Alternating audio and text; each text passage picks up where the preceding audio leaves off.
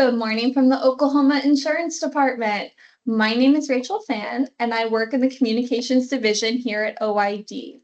Thank you for joining us for our Medicare Mondays webinar series. For your awareness, I do want to mention that this webinar is being recorded. Before we get started, I wanted to share a little bit about what the Oklahoma Insurance Department, or OID, does. OID is a state agency, and we are responsible for regulating the insurance market and enforcing the insurance-related laws of the state. We have an entire team devoted to protecting consumers by providing them with accurate information and timely assistance. We can also deal with your insurance company if you can't reach an agreement regarding a claim. If you would like to reach out to us for help, or if you have any questions, you can call us toll-free at 1-800-522-0071, and you can also visit our website at oid.ok.gov.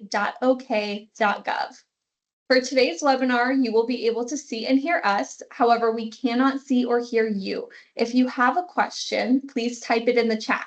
At the bottom of your screen, you will see several options, one of those being chat. And if you click on that, you can type your question there. We will save time to answer questions at the end of the webinar. Now I'd like to introduce our speaker, Ray Walker. Ray is the Divisional Director for the Medicare Assistance Program at the Oklahoma Insurance Department. Mr. Walker has over 20 years of experience working in and around the healthcare industry, primarily in insurance, and has had the privilege of speaking to groups across the state and around the country. Ray, over to you. Thank you, Rachel. Good morning, everybody. Hope everybody had a good weekend and you're ready to learn something about Medicare. For those of you who are new, our program, the Medicare Assistance Program, is actually funded by grants through the Administration for Community Living, one of those being the SHIP grant, the State Health Insurance Assistance Program grant, which gives us funds to go out and educate beneficiaries on how Medicare works, what are the parts of Medicare, and the different options that you have available to you to receive your Medicare benefits. And another one of those grants is the Senior Medicare Patrol grant, which provides us with funds to educate people on how they can protect themselves from becoming a victim of Medicare fraud, waste, and abuse, which is a huge problem in our country. So if you ever have any questions about Medicare fraud, or anything like that, don't hesitate to give us a call, and we'll have our contact information here later on in the presentation. Today's topic is Medicare open enrollment. Yes, it is that time of year again. Open enrollment runs from October 15th through December 7th. It is every year. And even though you may have been on Medicare for quite some time, that doesn't mean you can just put it behind you. This is something that everybody who is on Medicare needs to consider every year, because it's not a one and done kind of thing. Each of us needs to be cognizant of our coverage, because even though we may not be taking advantage of some of the products that are available on an annual basis, like the prescription drug coverage or something like this, we still need to be taking advantage of the reminder that, I need to think about, what is my coverage for different things? What are the decisions that I need to make sure? Do I have this in place? Do I have the coverage I want? Do I have all of my pieces on the chessboard in place to know that I'm covered for everything? So we'll talk a little bit more about that. So the things that we want people to be doing is reviewing to make sure that their current medical and drug coverage is what they want. It's got everything that they need, all the things that they have. For example, we want you to make sure that your coverage still is the best option for you for the coming year. Things may have changed. Maybe you've got a new prescription drug that you're on. Your doctor may have changed something. So the plan that you currently have may or may not cover that specific prescription medication. So we want to make sure that that's covered. Also, have you moved? Maybe you're not living in the same location. So does your health insurance coverage that you currently have cover you in the place that you're now living? Has anything changed about your finances? Maybe you're not making as much money, or you maybe have more money. Maybe you've got some rental property or something like that. Let's see if anything has changed about that, so that we may have to check and see. Maybe you qualify for some kind of assistance now that you didn't qualify for last year, because we want to take advantage of any of those opportunities that might be out there. Also, maybe you just want to learn what options are out there. Maybe something has changed for the coming year that might be of benefit to you. Most of our seniors are on fixed income, so there's no point in not taking advantage of anything that might help you to make the most of your income as a senior. So, where are we going to start? It's important for that you consider everything about you so that you can create your healthcare game plan. I know, yawn. I threw in a football analogy here. To be really honest with you folks, I'm okay with football. I'm not a huge football fan. My, wonderful wife Donna is a football fanatic. Uh, I can take it or leave it. Saturday night was an example. We had two grandkids over. She had forgotten that the football game was 6:30 Saturday night. It was scary. They got to see a whole new side of their Gigi that they had never seen before, a bit like seeing your first werewolf movie.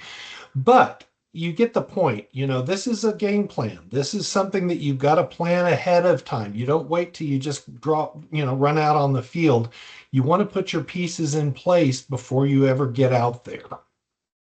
So let's think about all the different parts of it. It's not just whether or not you've got a Part D plan or you've got Medicare. Let's think big picture here, okay? First and foremost, are you still working? If you're an individual, regardless of your age, and you're still working and you've got group health insurance coverage through active employment, whether that's you or your spouse, then you don't have to go ahead and sign up for Medicare. You can delay enrolling in your Medicare coverage. If your employer has 20 or more employees, that insurance is going to be primary over your Medicare. So you can actually delay enrolling in Medicare because your Medicare coverage may not cover that much of your medical costs to be worth what you would have to pay for it. Now, your Medicare Part A would probably be premium free because you've been paying FICA taxes the whole time you've been working, which is probably going to make that not cost you anything. But your Part B is going to have a monthly premium. They're estimating that in 2026, the Part B premium is going to be $206.50. So, rather than having to pay $206.50 for them to just pay a little bit toward your health care, maybe it'd be a better idea for you to delay enrolling in Part B. You won't have a penalty as long as you've got that group health insurance coverage through active employment. You can delay that. Now, if you're somebody who's on Medicare due to disability, in other words, you're under the age of 65, you can still delay enrolling in Medicare, but you have to pay attention to how many employees are in that company. For those individuals, the number of employees has to be 100 or more for you to be able to delay that enrollment into Medicare. Because if it's less than 100 employees, then the Medicare is going to be secondary, not primary. So, continuing on knowing your options for healthcare coverage. First off, as we know, we've got traditional Medicare, Parts A and B. It's been around for a long time for most of us nowadays, most of our lives. That's going to give you coverage for approximately 80% of your medical costs, both Parts A and Part B. Both A and B have deductibles and they have copays. So there is going to be some out-of-pocket costs related to those. A and B do not cover over-the-counter prescription drug costs. Now, some of them are going to have some drug costs that are related to, let's say, if you're in the hospital and you're getting treatment, yeah, some of those drugs would be covered by Part A. Or if you're in the doctor's office and they have to give you a shot for some reason, then yeah, that may be covered by Part B. But by and large, most of your prescription drug costs come when you go to the pharmacy. Those are not covered by Part A and B most of the time. So, something to keep in mind is there are assistance programs that are available through the government. One of those being Extra Help. If you're low income and you meet the income and asset limits for those programs, you are going to be able to get some assistance. Extra Help helps with prescription drug costs. The Medicare savings programs are programs that can help with both prescription drug costs as well as with the Part A and Part B costs, like the premiums and the copays and deductibles and things like that. There's also Medicaid. I mean, for people who are very low income, they can give you the same assistance with the copays and the coinsurance and the deductibles and things like that for your Part A and Part B, but they can also help with the typical Medicaid things like meals and some of the long-term care services. So keep in mind, if you are low income, or possibly maybe you're on Medicaid already and you're aging into Medicare, you'll probably still receive some of that assistance. Military. Let's say that you're somebody that served in the military in your younger years. What are those healthcare options that you've been taking advantage of so far? First off, let's talk about TRICARE. If you served in the military, while you were in the military, your insurance was TRICARE. If you retired from the military, that becomes TRICARE for life. Now, you are required to have Medicare Part A and Part B to take out TRICARE for life, but TRICARE for life is going to be like a really great Medicare supplement policy. It's going to give you very good coverage. Medicare is going to pay first, and then your TRICARE for life is going to kick in. It does also include your prescription drug coverage. So it's a really good option for those people who've retired from the military. The other option that's offered for those military personnel is, of course, VA benefits, Veteran Administration. This is a little bit different from our TRICARE coverage in that VA benefits work completely independently of Medicare. Medicare and VA don't work together. They're completely separate federal programs. So if you're a veteran and you get healthcare services through your VA benefits, you're going to receive those benefits at a VA facility unless the VA refers you outside of the VA facility because they can't provide those services for you within the VA system. If you're using your Medicare benefits, which VA individuals, people who have VA benefits, they have every right to enroll in Medicare just like anybody else. They can choose to utilize their Medicare benefits if they choose, but they will utilize those benefits outside of the VA system. Medicare does not pay within the VA system, and VA doesn't pay outside the Medicare system. So every time somebody who has access to VA benefits elects to get medical services, they're going to make that choice. Am I going to use my Medicare benefits or my VA benefits? Because the two don't work together in the same place. Now let's talk very quickly about Indian Health Services. If a person has access to Indian Health Services benefits, you need to understand they are considered the payer of last resort. That means whatever options you've got available to you, whether that's employer coverage, retiree coverage, Medicaid coverage, any of those things, those are all going to pay before your Indian Health Services benefits will pay. All right. That's because Indian Health Services is really not insurance coverage. It's more of a fund. It's a fund into which the federal government puts money every year, and that money can run out. So Indian Health Services is going to be the payer of last resort. Everybody else pays first. Now, the other thing to keep in mind is depending on which tribe that you're a part of, you may have some other benefits, or your benefits may be structured slightly differently. So it's very important that you understand what your benefits are as a tribal elder within your tribe. Now, Indian Health Services coverage does coordinate with Medicare. So Medicare is going to pay first, then any other coverage you've got, whether that's through a retirement plan through your employer, your TRICARE coverage, or any other insurance that you may have, whether that's a Medicare Advantage plan, a Medicare Supplement plan, etc. And then your Indian Health Services would pay. Now, let's say that you did work at a company that offered retiree coverage. It could have been through the government, it could have been through a large employer or something like that. And then you elected to take out their retiree coverage through that employer. Most of the time, there is a monthly premium that you'll have to pay for that retiree coverage. And by and large, they all require you to take out your Medicare A and B as well. So that coverage is going to work with your Medicare. Medicare is going to pay primary, and then your retiree coverage will pay. Many of those plans do offer additional benefits, such as the drug coverage, your prescription drug coverage for over-the-counter drug, not over-the-counter drugs, but you know what I mean, prescription drug coverage. They may offer dental coverage. They may offer vision coverage. Something that you'll want to look into is maybe you decide that you don't necessarily want your employer's retiree health coverage, but wow, you'd really like to have that dental coverage or that vision coverage. Talk to your employer and ask them, if I decide I want to get some different health coverage, am I still allowed to take out the company's dental coverage and vision coverage separate from the health coverage? Or is it a package deal? Do I have to take all or none? So be sure you research that, because that is a way that maybe you can get some dental coverage, but save some money on the health side. All right, prescription drug coverage. This is very, very important, folks, because prescription drugs are very expensive nowadays. And you never, ever, ever want to go without that coverage. I say that, it sounds I'm not telling you you have to have prescription drug coverage, because that's a personal choice, but I can tell you, I know people who have made that choice in the beginning and they were sorry that they didn't get some kind of prescription drug coverage in the long run, because at some point in time, you probably are going to need prescription drugs and they can be very expensive. So it's very important that you at least look at what your options are. If you've got retiree coverage and they cover your prescription drugs, great.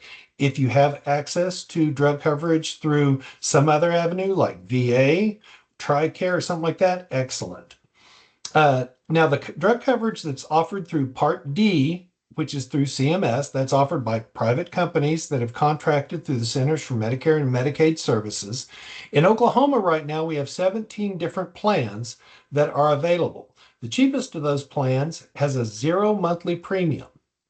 The most expensive has a $122 a month premium. What's different about those plans is the prescription drugs that they cover. So the one that's $122 may like, well, why in the world would somebody pay that much money for a plan? It's because that particular plan covers some pretty expensive drugs. So for somebody who's on one of those very expensive drugs, that $122 a month plan is quite the bargain. So it's very important that when it comes time to look at these prescription drug plans, you're doing a comparison of those plans based on the prescription medications that you take. Don't just jump on the cheapest plan out there. You may have a lower monthly premium, but folks, if that plan does not cover all the medications you're taking, you might be in for some shell shock when you go to the pharmacy. Make sure that the plan you're enrolling in covers all your meds. Also, very important to make sure that the plan you choose works at the pharmacies that you go to. If you live in one of our smaller towns here in Oklahoma, and it's a long drive to the next nearest pharmacy, that's not going to work for you very well. Make sure that the pharmacies that you like to use are contracted with that Part D prescription drug plan. So you want to make sure that your drugs are covered and the pharmacy that you like to use. The third point that I put on here about conversations with your healthcare provider, when you're signing up for a Part D plan, there may be one of your medications that looks very, very pricey. We've had some individuals who, after they've looked at these choices and they've seen one of these drugs that even with Part D coverage has been pretty expensive, they've gotten into conversations with their doctor saying, yeah, boy, this drug is expensive. Is there maybe a generic or something like that that would be just as effective that we could try that might save me some money? So you might be able to do that. Now, I'm not recommending that you go to a generic if that's not going to be as good for you. Talk to your doctor. Your doctor may say, remember, we tried that generic and it doesn't work for you. You're going to really need the brand name. But it never hurts to ask your doctor to see if there's something that might be less expensive that might save you some money.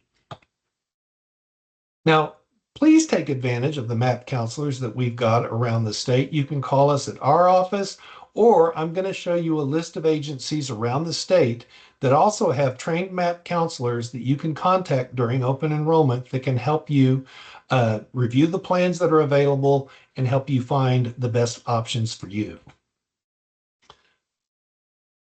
All right, very quickly, Medicare Advantage plans. Now, these are the HMOs and the PPOs that are also offered by private insurance companies that are contracted with CMS that are available across the state. Now, not every plan is available in every county or every zip code even. You do have to be enrolled in Medicare Part A and Part B to enroll in one of these HMOs or PPOs. These usually include the prescription drug coverage, and many of these are available for a 0 monthly premium. So for a lot of folks, that looks very attractive. that they think, wow, I can get that and it doesn't cost me anything. Now, your Medicare Part B is still going to cost you a monthly premium, but you could get all of these other benefits, which can also include dental, vision, hearing, some fitness stuff as well. And it has a zero monthly premium. So that is nice. That's wonderful. But you want to make sure that you're making this choice to enroll in a Medicare Advantage plan based on the health benefits. Yes, this other stuff is wonderful, but what you're really purchasing this for is the health coverage. That's the primary thing you need. So you want to make sure that the doctors that you see, that the hospital that you go to, all of those things are considered in network for whatever coverage that you elect. Don't just jump on a plan because you're going to get some dental or hearing or a flex card that allows you to buy dog food or something like that. The most important primary reason you're enrolling in that plan is you want to make sure that your doctors are considered in network and that your hospital and all of that stuff is considered in network. You don't want to get enrolled in something and then suddenly you're not able to see your physicians. Now, these plans are also going to have other specific rules that you're going to have to follow. So you always want to make sure that you understand those rules, such as when am I going to have to get a prior authorization before I can access care? Is this plan going to require me to get a prior authorization from the plan before I can get like an MRI or some other uh, uh, procedure or something like that? Because with the Advantage plan, sometimes they have that requirement.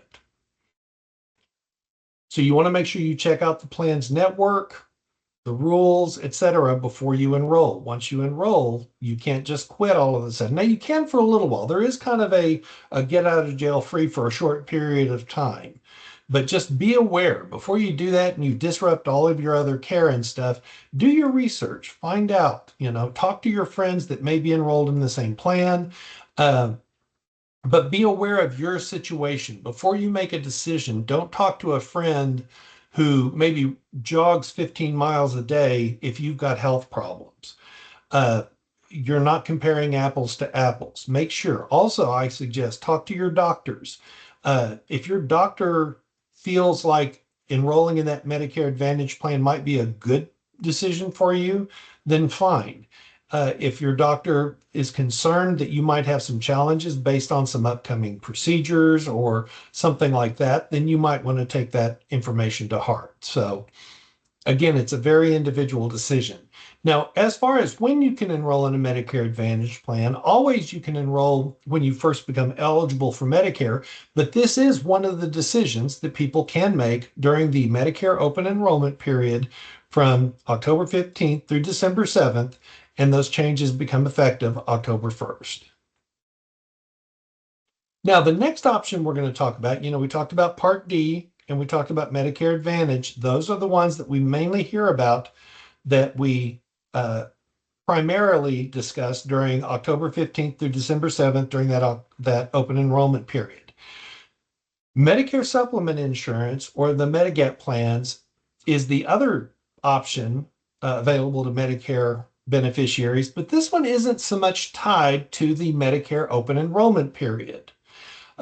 These, as I said, are called Medigap plans. These also work with your Medicare, but as the name Medigap implies, these work to fill in the gaps that are left over after your Medicare is paid. So you do have to enroll in Medicare Part A and Part B.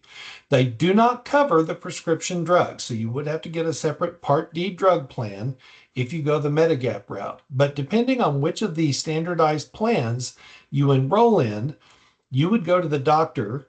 The doctor would submit his claims to Medicare. Medicare would pay that claim, and then your Medigap plan would pay the balance that was left over after Medicare had paid, depending on which of those standardized plans that you picked.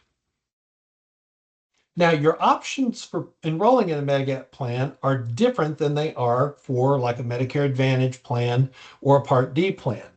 Of course, you can enroll in a Medicare supplement plan when you first become eligible for Medicare. You've got your initial Medicare supplement open enrollment period. And then there are other time periods during which you can enroll in a Medicare supplement plan that are during which you have guarantee issue rights, things that occur during the year, such as, let's say you were in a Medicare Advantage plan and your Medicare Advantage plan stopped offering services in your area. Or let's say that you're on a Medicare Advantage plan and you move out of your Medicare Advantage plan service area. So those are special enrollment period things that occur that give you these guarantee issue rights that would allow you to purchase a Medicare supplement plan. Okay. Now, also in Oklahoma, we have the birthday rule. This is something that just started recently that allows a person every year on beginning on their birthday, someone who is on a Medicare supplement plan can shop for and purchase a Medicare supplement plan of equal or lesser benefits. They have a 60-day period that they can shop for and purchase a different Medicare supplement of equal or lesser benefits, and they have an open enrollment period. They can't be subject to medical underwriting. Now, we always tell people before you cancel your current Medicare supplement plan, if you're on a Medicare supplement policy, do not cancel that policy until you absolutely, positively, for sure have your new coverage in place. Whatever that new coverage is going to be. You don't want to cancel that policy because if you do cancel that policy too soon, and something happens with whatever your new coverage is that you're trying to get, you may not be able to get that old coverage back without having to go through medical underwriting. So please, please always make sure that your new coverage is solidly in place. You've got that document in hand before you cancel it, or you could be going through medical underwriting. There's a lot of really good information. This has been like a really brief summary of what Medicare supplement coverage is. There's a whole lot of really good information on our website, and there's the link to it. If you want to learn more about this, including our Medicare supplement buyer's guide, is on our website. So when you're discussing your options with a counselor, be sure that you're keeping accurate information. We're going to need to know, what is your current information? Do you have retiree coverage? Do you have access to military coverage? Do you have a med sup or any of this other stuff? Who are your current providers? Because you're going to want to make sure that your current providers accept whatever coverage that you are thinking about. What's your current medications? Very, very important. Because when you're comparing those Part D drug plans, if you leave out a medication, that could be disastrous. Be aware of your health conditions. If you've got some ongoing, fairly serious health conditions, that could be important if you're thinking about making a change about your health insurance. Now, a good way of keeping track of your health coverage is to use one of our handy dandy healthcare journals. And these are free, folks. You can go to our website and you can request one of these healthcare journals, and we'll send one to you in the mail. There's a place in here for you to keep track of your doctor's visits, your ongoing health care. These are very, very handy. And these are really great, men. When you go to the doctor, you've already got your medications written down here. You've already got your health history, so that when you're faced with that form that the nurse hands you before you go back to your doctor to see the doctor, you can just transcribe all that information down on that form, and you don't feel as stupid as I do whenever I walk into that doctor's office for the first time. Now, here's a couple of things for you guys to keep in mind, because it is going to happen. One, mistakes are going to happen. There's going to be boo-boos that happen on your medical bill or on your statements or something like that. And the second thing is, fraud can happen to anybody. So here's what I want you to do. These are things you can do to protect yourself. And we may go a little bit past our 10:30 deadline, but this is important stuff, folks. If you miss this, you have to get off because you got to go to another phone call or something. I understand our calls are recorded, and you can go to our website and find out all sorts of information. So but I do want to keep going a little bit just to get this information to you. Always, always, always read your mail. Don't just look at the cover and say, I know what they're going to say. You don't. Read your mail. If somebody thought it was important enough to send it to you, just make sure there's not something in there that you didn't know. Look for anything that might indicate a change to your current coverage. If you get a bill from a doctor's office or a statement or anything like that, sometimes there's information in there that says something was denied, and it might say your insurance said that you're no longer with them or something like that. That can be a flag that says, I need to call the doctor's office to find out What did they find out? Who did they file this with, etc. Review all of your Medicare summary notices, any explanations of benefits that you get from any hospitals, PT providers, physical therapy providers, anything like that, or any other mail you get. If you see anything, you need to report it as soon as possible. If you're not sure what to do, give us a call at the Medicare Assistance Program and we can kind of help you walk through it to figure out if maybe we see a clue or something that kind of guides you to who maybe you should call to ask questions. You can always call Medicare at 1-800-Medicare and ask them, hey, should I be doing something with this or is there a problem? The sooner you call them, the sooner that they can identify that there's a problem and maybe get this fixed. It's always important to make sure that your insurance information, if something has changed, like if you do change your Part D prescription drug plan or your health insurance or something, contact your providers or your pharmacy and let them know ahead of time. Don't let them be surprised too, because it really does slow the process down when they have to file your insurance, then they get the denial, then they find out your insurance changed. If you do make a change, be kind. Go ahead and let them know ahead of time that your insurance did change. Now, a lot of providers will ask for your coverage up front at the beginning of the year so that they know it's changed. But, you can do them a solid and tell them, hey, my insurance has changed. Also, if your address changes, don't be like I did. I did not tell my pharmacy that my address had changed when we had moved. And bless their hearts, I had called in a prescription and they filled it just like they were supposed to. They did everything they did correctly, and I was giving them all sorts of grief, and it turned out they had filled it at my old pharmacy. And it was my fault. They did right. I had failed to tell them that my address had changed. So, let's all be grown-ups. Can someone talk to Medicare on my behalf? This question comes up an awful lot. Yes, they can, but you have to have appointed a representative.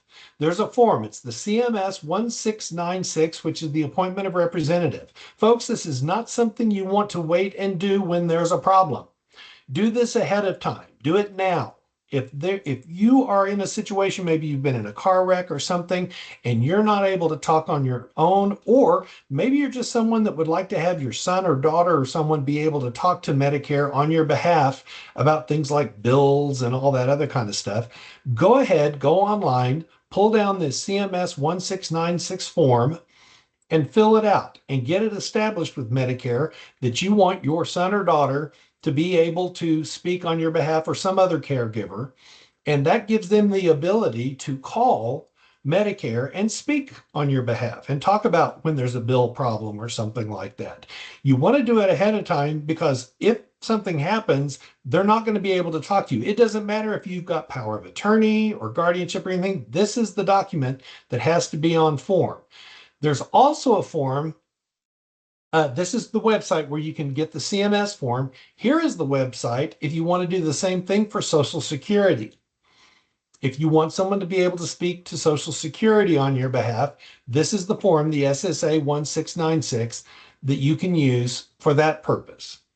Now, if you're enrolled in a Medicare Advantage plan, guess what? You're going to have to do the same thing for that Medicare Advantage plan. So contact the Medicare Advantage plan, let them know what it is you're wanting to do, that you're wanting to establish a way for your son, daughter, caregiver, whomever, to be able to communicate with them about any problems, and they'll send you that form. So what's the plan? If you can't tell people what you want, people at any age need to be doing this, folks. It doesn't matter how old you are. Even if you're 27, I've known of people who have had a terrible accident. Suddenly they weren't able to communicate and let people know what do they want to have happen. So if you can't make decisions for yourself, what are you supposed to do? Who do you trust to make those decisions for you? What are your wishes if you can't decide for yourself? Why do you need to worry about this? I mean, I got other things on my mind. Well, here's why. Does everyone in your family agree on what they want for dinner? No. Does everyone in your family agree where they want to go on vacation? Absolutely not. Does everyone in your family agree on what they want for television? If your family and friends cannot agree on these things, what makes you think that they can agree on big time decisions? So if you don't plan ahead, you may have to go through court processes, which cost money and time if people don't agree about life decisions. Family members may disagree on who should be making those decisions, and that can cause a lot of strife within the family, and that's never a good thing. Someone who's unfamiliar with your wishes may be left in charge of your treatment, and that's a big burden that nobody wants to take on. So there are great resources available at oklaw.gov. That's the website for Legal Aid Services of Oklahoma. You can find information about advanced directives, living wills, power of attorney, about wills and probate. I strongly encourage you, regardless of how old you are, get out there, learn about this information, put some of this stuff in place. It just saves a lot of fighting within the family and can put your mind at ease as well, because different people have different wishes when they're in a position where they can't make those decisions themselves. Now, power of attorney does not replace the need for an appointment of representative with Medicare Advantage, and Social Security, those forms that I was talking about. So even though someone may have power of attorney, that doesn't mean that Medicare is going to talk to them, or a Medicare Advantage plan. You still need to get those forms put in place that I was talking about earlier. And like a power of attorney, these should be obtained well in advance of your need for them. Don't wait till the last minute. Okay, folks, we're over. These are the agencies that I talked about that are around the state that can help you in your local area. If you don't want to call our office in Oklahoma City, these agencies have trained counselors that can assist you with all the things that we've talked about today. Their phone number's there. That's the counties that they serve. So please don't hesitate to reach out to them or make an appointment to go in and talk to that counselor. They would be happy to help you. We are over time. I don't know if we have any questions. We probably might need to wait. If you do, you can always send your questions to us at map at oid.ok.gov, and we would be happy to respond to those for you. So probably, given the fact that we're 10 minutes over, and I'll probably get my hand slapped, but that's okay. I felt like this was very important information, folks. I wanted you guys to have this information. I know that this is something that you guys, for some of you, you've been over this multiple times. It never gets old for me. This is useful. This is very, very critical. I've seen people make some bad decisions in the past and they've paid for it. I don't want you guys to be in that position.